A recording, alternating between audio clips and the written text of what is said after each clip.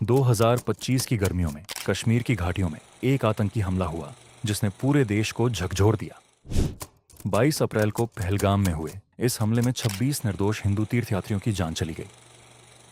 इस भयावह घटना के बाद भारत ने ऑपरेशन सिंदूर के माध्यम से आतंक के खिलाफ एक निर्णायक कदम उठाया। 22 अप्रैल 2025 को पहलगाम में हुए इस आतंकी हमले ने देश को सदमे में डाल दिया। भारत सरकार ने इस हमले के पीछे पाकिस्तान स्थित आतंकवादी संगठन जैश ए मोहम्मद को जिम्मेदार ठहराया।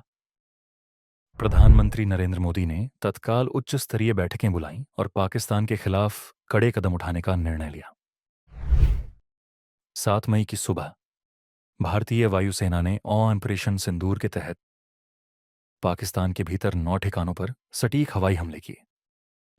सुप्रभात देवियों और सज्जनों, मैं कर्नल सोफिया कुरैशी और मेरे साथ विंग कमांडर व्योमिका सिंह भारतीय सशस्त्र बलों द्वारा अंजाम दिए गए ऑपरेशन सिंदूर के बारे में जानकारी देंगे।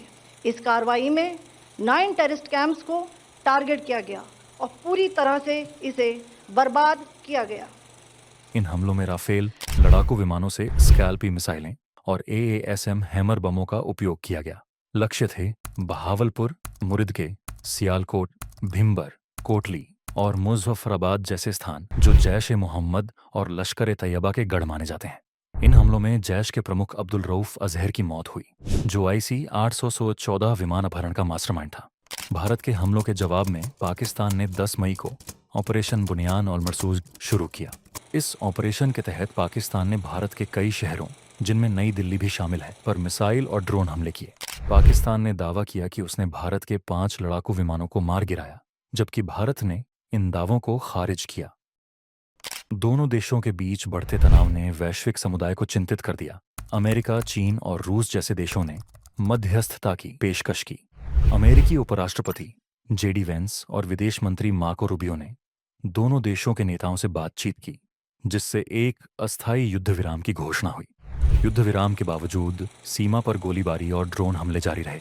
भारत ने पाकिस्तान पर संघर्ष विराम के उल्लंघन का आरोप लगाया। Pakistan armed forces launched multiple attacks using drones and other munitions along the entire western border on the intervening night of 8th and 9th May 2025. Pakistan troops also resorted to numerous ceasefire violations along the line of control in Jammu and Kashmir. The drone attacks were effectively repulsed and befitting replies were given to the CVFs.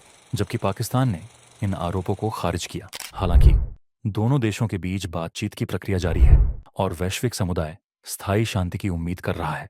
Operation सिंदूर ने एक बार फिर दिखाया कि आतंक के खिलाफ भारत किसी भी हद तक जा सकता है।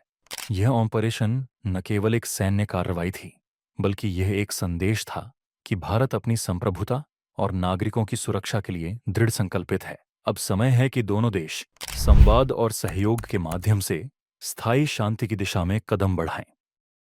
यदि आपको यह डॉक्यूमेंट्री पसंद आई हो तो कृपया लाइक, शेयर और सब्सक्राइब करें।